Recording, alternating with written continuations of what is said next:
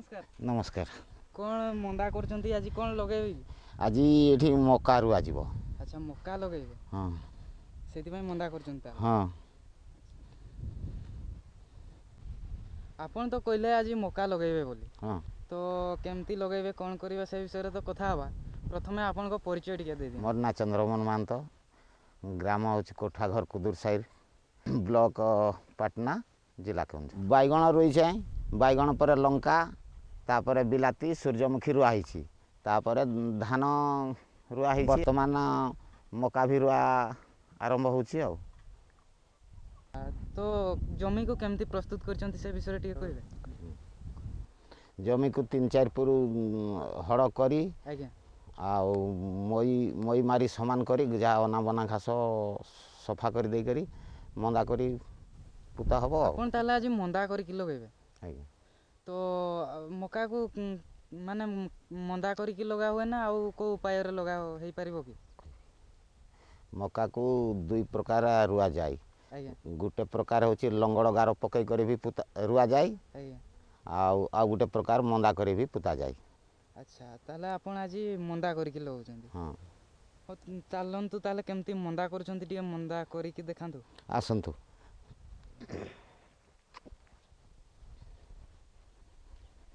एबे एही प्रश्नटी आपण मानक पाई मका को केते प्रकार रे बुना जाए ओ कौन कौन एहार उत्तरटी को सुनंतु मका को दुई प्रकार रे बुना जाए प्रथमत धाड़ी बुना करी बुना जाए द्वितीयत मंदा करी मंदारे मध्य मंजी पोता जाए देखंतु एटा गोटे लाइन मु करी छे आज्ञा तापरे धाड़ी को धाड़ी 2 फुट नौछंती नेउ छे आ गछ को गछ 2 फुटिया बाडीटा हाँ एटा 2 फुटिया बाटिया अच्छा आउ गछ को गछ 1.5 फुट आउ ए देखंतु मापी करी मु कर दउ छे हां करंतु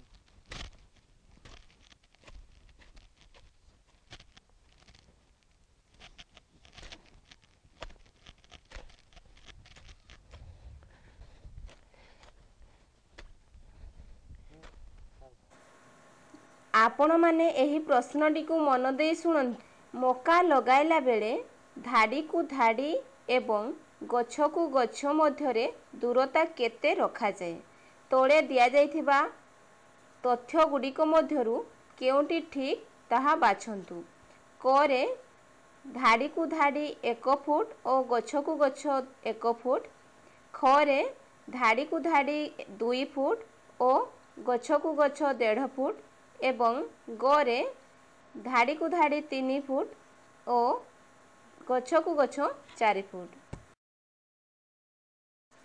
एहार सठिक उत्तरटी होची धाड़ी को धाड़ी 2 फुट और गछ को गछ 1.5 फुट दूरता रे मक्का लगा जाए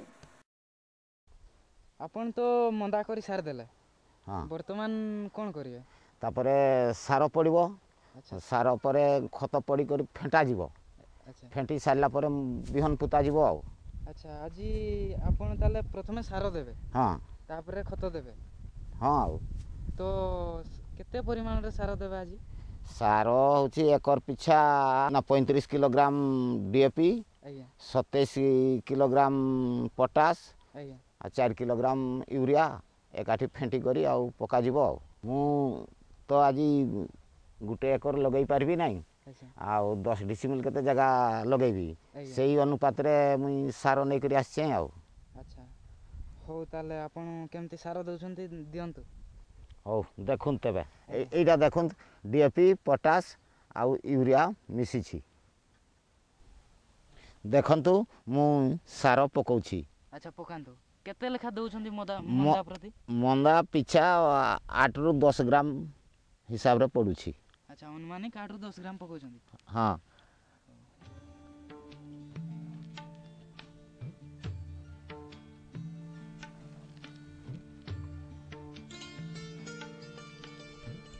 देखंतु मु खत पकाउछे अच्छा केते परिमाण रे खत देबे एकर पिछा 25 रु 30 क्विंटाल खत दरकार हुए तो से हिसाब रे मु आज 10 डिसमिल जगह को तो 10 डिसमिल जगह रुआ हबो तो से हिसाब रे मुई आनी छे आउ मंदा पिछा अंजुड़े अंजुड़े पकाउछे आउ हो पकांतु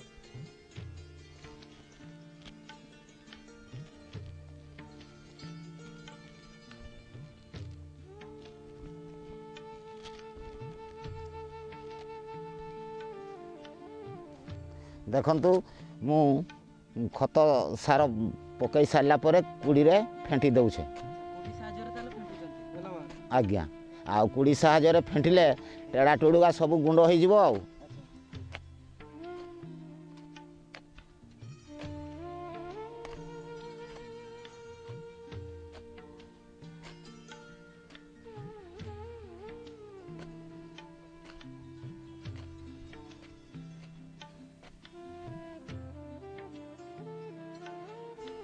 ଆପଣ ତ ଭଲ ଭାବରେ ମିଶାଇ ଦେଲେ, ଖତ ସାରକୁ ଭଲ ଭାବରେ ମନ୍ଦାରେ ମିଶାଇ ଦେଲେ। ଆଜ୍ଞା, ବର୍ତ୍ତମାନ କ'ଣ କରିବେ? ବର୍ତ୍ତମାନ ମୁଁ ମଞ୍ଜି ପୋତିବି। ଆଚ୍ଛା, ମଞ୍ଜି ପୋତିବେ। ଆଜି କେଉଁ କିସମର ମଞ୍ଜି ପୋତୁଛନ୍ତି ଆପଣ? ଏଇଟା ହାଇବ୍ରିଡ଼ର ଗଙ୍ଗା କିସମର ମଞ୍ଜିଟା। ହଉ ପୋତନ୍ତୁ। କେତେ ଗଭୀରରେ ପୋତୁଛନ୍ତି ଆପଣ? ମଞ୍ଜିଟା ଅତି କମ୍ରେ ହାଫ୍ ଇଞ୍ଚରୁ ଇଞ୍ଚେ ଭିତରେ ପୋତାଯିବ।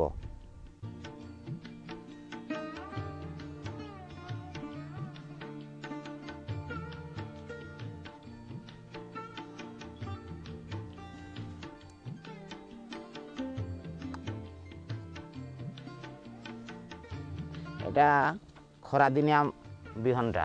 ଆଚ୍ଛା, ଆପଣ କେତେଟା ଲେଖା ମଞ୍ଜି ପୋତୁଛନ୍ତି? ମନ୍ଦା ପିଛା ଗୋଟେ ଲେଖାନି ବିହନ ପୋତା ଯାଏ। ଯେହେତୁ ହାଇବ୍ରିଡ୍ କିସମଟା ନାଇଁ କି? ଆଜ୍ଞା,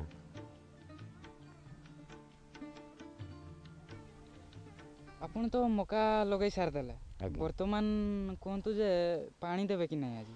ମାଟି ଆଜି ଓଦା ଥିବାରୁ ଆଜି ପାଣି ଦିଆଯିବ ନାହିଁ। ଆଜ୍ଞା।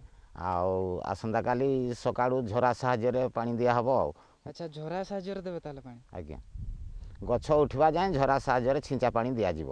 ଆଚ୍ଛା, ଆପଣ ତ ଖରାଦିନିଆ ମକା କିପରି ଲଗାଯାଏ ସେ ବିଷୟରେ କହିଲେ ଏବଂ କରିକି ଦେଖେଇଲେ। ଆଜ୍ଞା, ଯେଉଁ ଚାଷୀ ଭାଇମାନେ ମକା ଚାଷ କରୁଛନ୍ତି ତାଙ୍କୁ ଟିକେ ବାର୍ତ୍ତା ଦିଅନ୍ତୁ। ଯେଉଁ ଚାଷୀମାନେ ମକା ଚାଷ କରିବା ପାଇଁ ଇଚ୍ଛା କରୁଛନ୍ତି ସେମାନେ ମଞ୍ଜିକୁ ବିଶୋଧନ କରିବେ।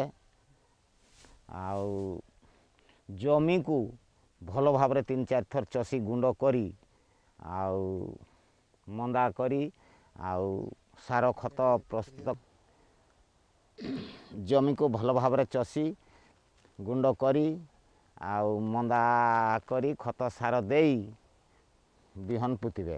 କିନ୍ତୁ ମୁଁ ହାଇବ୍ରିଡ଼୍ ବିହନଟା ଆଣିଥିବା ଯୋଗୁଁ ବିଶୋଧନ ତ କରିନାହିଁ। ତାର ଆଗରୁ ବିଶୋଧନ ହେଇଥିଲା। ଆଉ ଯେଉଁ ଚାଷୀମାନେ ଦେଶୀ ବିହନ ଚାଷ କରିବା ପାଇଁ ଇଚ୍ଛା କରୁଛନ୍ତି ସେମାନେ ମଞ୍ଜିକୁ ବିଶୋଧନ କରିବେ। ମଞ୍ଜି ପୋତିବା ପୂର୍ବରୁ ମନ୍ଦା କରିବେ। ମନ୍ଦା କରି ଖତ ସାର ଦେଇକରି ତାକୁ ଫେଣ୍ଟି ଦେଇକରି ମଞ୍ଜି ପୋତାଯିବ। ମଞ୍ଜି ପୋତିବାର ହାଫ୍ ଇଞ୍ଚରୁ 1 ଇଞ୍ଚ ଭିତରେ ପୋତା ହେବ। ଜଳସେଚନଟା ଛିଞ୍ଚା ପାଣି ଦେବେ, କିନ୍ତୁ ମୋର ଉଦା ମାଟି ଉଦା ଥିବାରୁ ସେନା ଆଜି ମୁଁ ଦେଇନାହିଁ। ଆଉ ଯେଉଁ ଚାଷୀ ଭାଇମାନେ ଶୁଖିଲା ମାଟିରେ ମଞ୍ଜି ପୋତିବେ ସାଙ୍ଗେ ସାଙ୍ଗେ ଛିଞ୍ଚା ପାଣି ଦେବେ। ଆଉ ଗଛ ଉଠିବା ଯାଏଁ ଛିଞ୍ଚା ପାଣି ଦିଆଯିବ। ଯାହା ହଉ ଆପଣ ଆଜି ଖରାଦିନିଆ ମକା ଚାଷ କେମିତି କରୁଛନ୍ତି ସେ ବିଷୟରେ କହିଲେ ଏବଂ କରିକି ଦେଖେଇଲେ। ଆଜ୍ଞା, ସେଥିପାଇଁ ଆପଣଙ୍କୁ ବହୁତ ବହୁତ ଧନ୍ୟବାଦ। ନମସ୍କାର। ବର୍ତ୍ତମାନ ପର୍ଯ୍ୟନ୍ତ ଆମେ ମକା ଚାଷ ବିଷୟରେ ଭିଡ଼ିଓସ ଦେଖୁଥିଲେ। ଆସନ୍ତୁ ଜାଣିବା ମକା ଚାଷ ସାଧାରଣତଃ ନିଗିଡ଼ା ଦୋରସା ମାଟିରେ ଭଲ ହୁଏ। ଏହି ମକା ଚାଷକୁ ବର୍ଷ ସାରା ଚାଷ କରାଯାଇପାରେ। ଦୂରତା ଧାଡ଼ିକୁ ଧାଡ଼ି 2 ଫୁଟ ଏବଂ ଗଛକୁ ଗଛ 1.5 ଫୁଟ ରଖାଯାଏ। 1 ଏକର ଜାଗା ପାଇଁ 35 କିଲୋଗ୍ରାମ DAP, ପଟାସ ସାର 27 କିଲୋଗ୍ରାମ ଓ ୟୁରିଆ ସାର 4 କିଲୋଗ୍ରାମ ଦରକାର ହୋଇଥାଏ। ଗୋଟିଏ ମନ୍ଦା ପ୍ରତି 5ରୁ 10 ଗ୍ରାମ ମିଶ୍ରିତ ସାର ଏବଂ 1 ଆଞ୍ଜୁଳା ଲେଖାଏଁ ଖତ ଦିଆଯାଏ। ଏହିପରି ଭାବରେ ମକା ଚାଷ କଲେ ମକା ଚାଷ ଭଲ ହୁଏ ଏବଂ ଅଧିକ ଅମଳ ମିଳିପାରିବ।